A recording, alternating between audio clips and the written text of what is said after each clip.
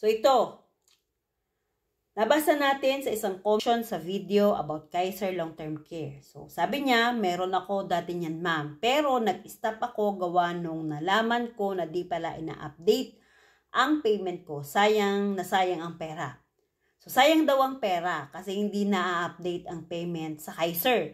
So dito, di ko gets masyado kung sinong di nag-update, system ba or yung agent ang sinasabihan niya na di nag-update. So, kung ang sinasabi niya, di nag-update sa system, malamang may mga mali din siyang nagagawa sa pag-upload ng resibo or sa pagbabayad niya. Na once naman may mali, nag-i-email ang support sa atin na dapat aware siya doon.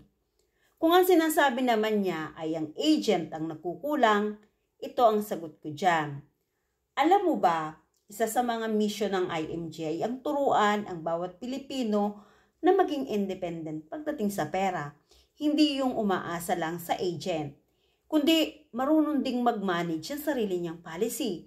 Kasi pera mo yan, future mo yan, at kapag ikaw mismo ang nagmamanage, alam mo kung saan napupunta bawat bayad mo, at kung updated ba ang investment mo.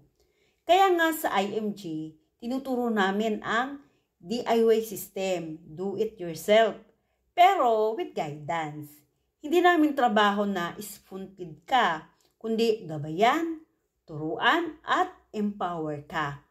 Para kahit wala ng agent mo, tuloy ang protection mo, tuloy ang future mo.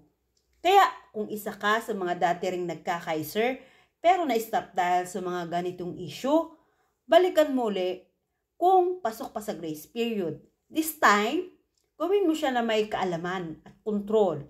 Kami sa IMG nandito para i-guide ka, hindi para kontrolin ka. Kasi ang tunay na financial freedom nagsisimula sa taong marunong at may disiplina sa sarili niyang pera.